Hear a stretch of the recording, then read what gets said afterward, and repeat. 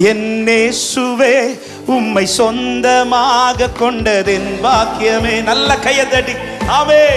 இதை விடவும் பெரிதான மேன்மை வேறொன்றுமில்லையே. சொல்லுவோம், இயேசுவே என்னேசுவே உம்மை சொந்தமாக கொண்ட